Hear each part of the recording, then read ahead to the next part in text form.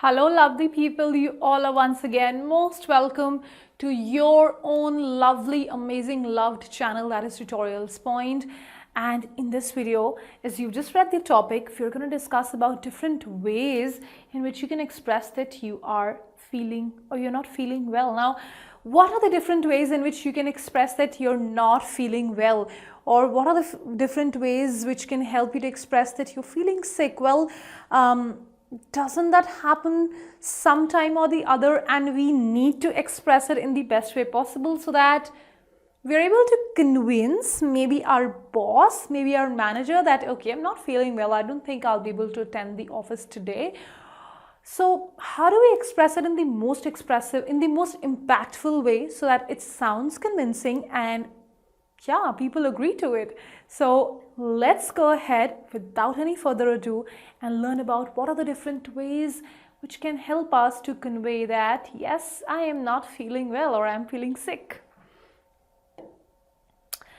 I am not feeling 100%. Well, this is yet another, this is an amazing actually phrase, a very sort of, contextual phrase which you can use to express that you are not feeling your 100%. So the moment that the time when you're your 100% means that you are completely yourself and you're ready to take up any challenge, any task and perform to the best of your ability. But if you're not feeling 100%, it means or it conveys that, okay, I don't think, because I'm not feeling as well, so I don't think I'll be able to perform to my maximum efficiency. So that in other words means that you're not feeling well or you're feeling sick. So I had too much drink last night, not feeling 100% this morning. So I don't think I'm feeling as good, or I don't think that I'm feeling well today, so I'm not feeling 100%. So, well, use this phrase.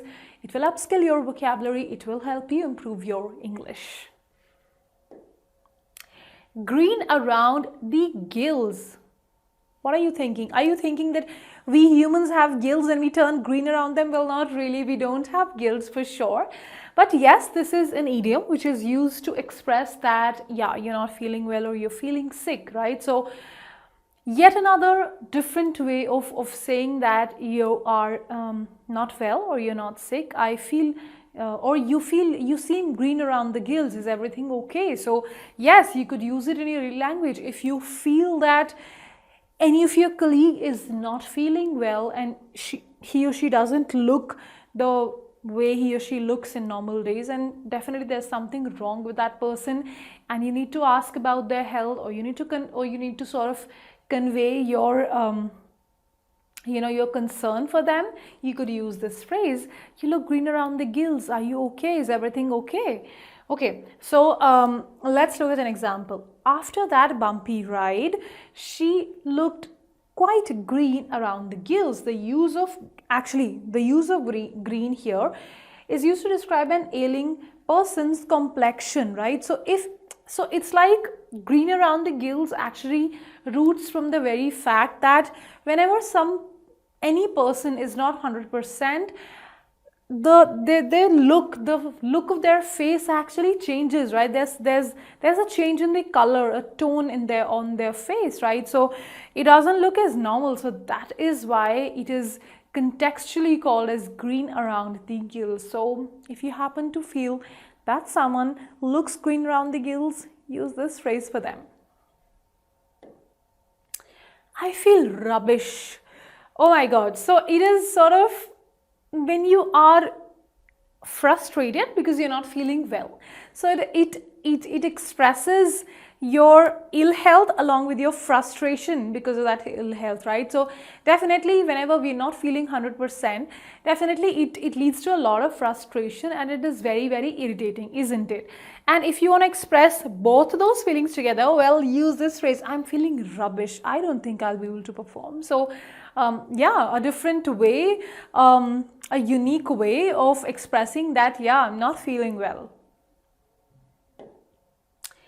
I think I caught a bug. Well, yet another slang sort of a way to express that you're not feeling well. So if you feel that you got a particular disease because of a particular organism and you're aware of it, that is when you would precisely actually use this phrase that I think I caught a bug. It could be if you feel that there's something wrong with your stomach, or there's something, you got a flu or something. That is when you could use this phrase as I think I caught a bug, right? So, well, if that is a situation which is making you feel sick, then this is the right word. So, as I told you, acquired a viral or a bacterial infection, that is when this is the precise sort of phrase to express your illness. I have come down with something. Yes, so those times or those situations wherein you feel that you're not completely well, and there's something you're not feeling right about yourself, about your health, right? So that is sort of an anticipatory sort of an expression wherein you anticipate something is not right with you. I think I have come down with something because I'm not able to perform the way that I do usually, right? So that is when you use this expression, to become or to be sick with some illness, when you feel there is something wrong with you and you're not 100%, right? You're not your 100%.